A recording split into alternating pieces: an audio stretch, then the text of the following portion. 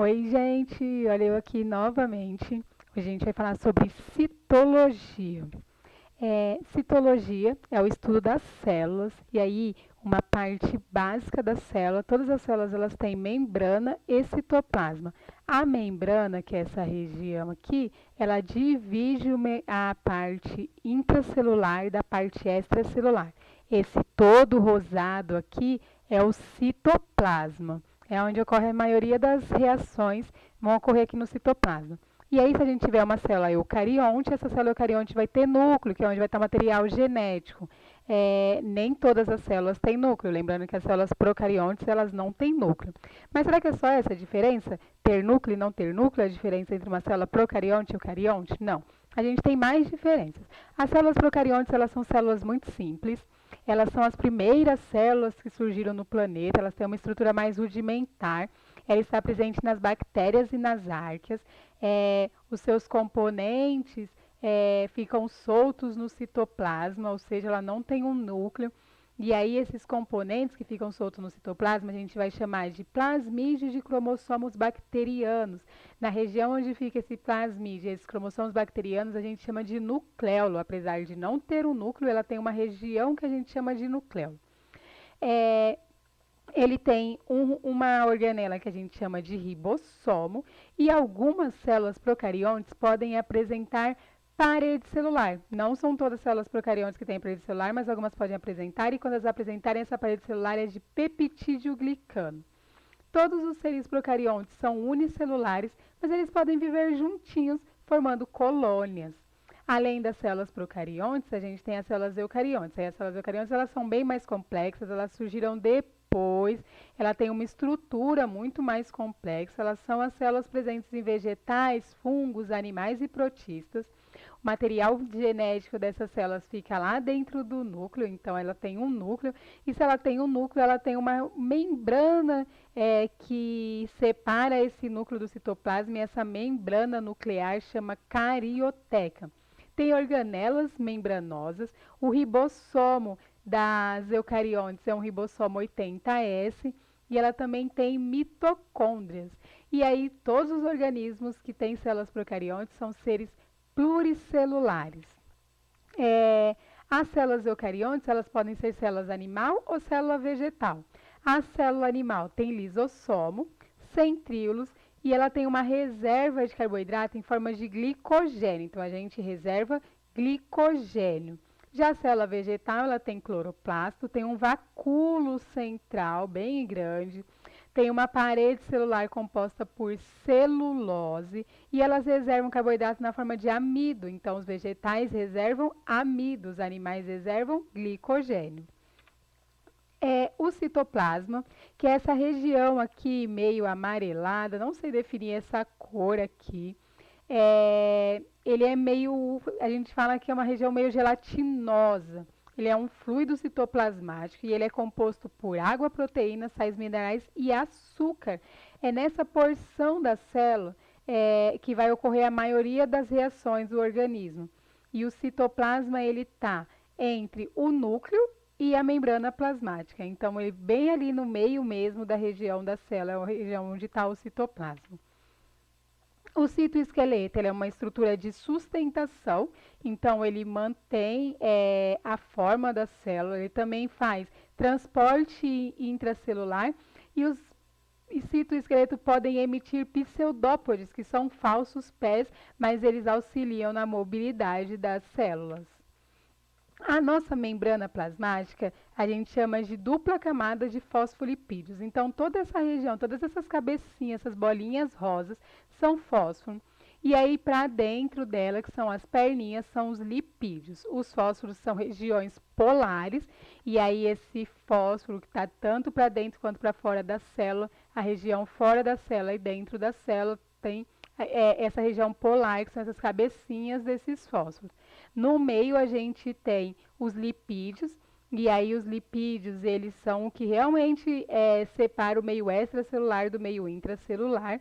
Nessa membrana plasmática a gente também tem glicocálice, que a gente chama de glicoproteínas, que são proteínas de reconhecimento. Tem alguns carboidratos e tem proteínas. E essas proteínas que a gente tem aqui, proteína canal, proteína integral, são proteínas que fazem parte do transporte de substâncias. Então, eles levam substâncias para fora da célula ou trazem substâncias para dentro da célula. Se for uma célula animal, nessa membrana plasmática pode ter também colesterol. E a gente chama essa estrutura da membrana plasmática de mosaico fluido, porque não é rígido, ela se movimenta, e aí com essa movimentação, moléculas podem entrar e moléculas podem sair da célula. Lembrando que a membrana plasmática ela é seletiva, então ela seleciona o que vai entrar e o que vai sair, não é qualquer coisa que sai, qualquer coisa que entra, não. Vamos falar um pouquinho sobre as organelas. As organelas, elas funcionam como órgãos, tem muitas organelas numa célula e cada uma tem a sua função. Vamos falar primeiro do ribossomo, que o ribossomo é a única que está presente tanto nas células eucariontes como nas células procariontes. O ribossomo ele tem uma subunidade maior, aqui esse vermelhinho, e uma subunidade menor. Ele é dividido assim. E a gente tem dois tipos, os ribossomos eles são responsáveis pela síntese de proteínas, e existem dois tipos de ribossomos. Os ribossomos que vão produzir proteínas para ficar dentro das células, e os ribossomos que vão produzir proteínas para fora da célula, proteínas para exportação, para o meio extracelular. Além dos ribossomos, a gente tem também o retículo endoplasmático. E aí o retículo endoplasmático ele pode ser um retículo endoplasmático liso ou um retículo endoplasmático rugoso. O retículo endoplasmático liso a gente também chama de agranular. Ele é esse aqui mais rosadinho claro, que ele é mais arredondadinho. O que esse retículo endoplasmático faz? Síntese de lipídios, é ele que sintetiza colesterol, hormônios esteroides. Ele também é responsável pela detoxificação. Então, lá no nosso fígado tem bastante retículo endoplasmático liso. Então, para desintoxicar o nosso organismo, a gente utiliza esse retículo endoplasmático liso. Um exemplo de substância que esse retículo endoplasmático liso destrói é o álcool, que é para poder desintoxicar o nosso organismo. Também faz armazenamento e cria vacúolos. Já o retículo endoplasmático rugoso, que a gente também pode chamar de retículo endoplasmático granular, e aí ele é chamado de retículo endoplasmático granular porque ele tem aderido na sua membrana um monte de ribossomos. Esse retículo endoplasmático rugoso ele é mais achatadinho. E aí, como ele tem esse monte de ribossomo, ele também vai sintetizar proteínas, mas essas proteínas sintetizadas pelo retículo endoplasmático rugoso é para exportação, são proteínas que vão para fora, para o meio extracelular. Ele também é responsável por armazenamento, transformação, empacotamento de substâncias e secreção de substâncias recebidas no retículo. Além do retículo endoplasmático liso e rugoso, a gente tem também o complexo de Golgi, ou complexo golgiense. O complexo de Golgi ou complexo golgiense é formado por um monte de bolsinhas membranosas, uma em cima da outra. A gente fala que elas estão empilhadas. Ela faz síntese de substâncias. Uma das substâncias que ela sintetiza é o glicídio. Ela também faz armazenamento, transformação, empacotamento e secreções de substâncias recebidas pelo retículo. E aí essas substâncias recebidas pelo retículo são substâncias que veio do meio extracelular, vieram de fora, e aí ele secreta essas substâncias. Além disso, a gente também tem os lisossomos. O lisossomo atua em um pH mais ácido que a célula. E os lisossomos eles são responsáveis pela digestão intracelular. Então, tudo que tiver lá dentro da célula que precisar ser digerido, quem vai fazer essa digestão são os lisossomos. Os lisossomos também são responsáveis por um processo chamado autofagia. O que é autofagia? Quando alguma organela na célula já não desempenha mais a sua função, ou ela já está muito velha, ou ela já começa a ter partes suas destruídas, esse lisossomo vai lá e engloba essa organela e digere essa organela, fazendo a renovação da célula. Mas os lisossomos também são responsáveis pela autólise, ou seja, quando a célula já chega no seu momento de se destruir, que ela precisa se destruir, quem faz isso são os lisossomos. Os lisossomos são responsáveis também pela autólise das células, destruição da célula.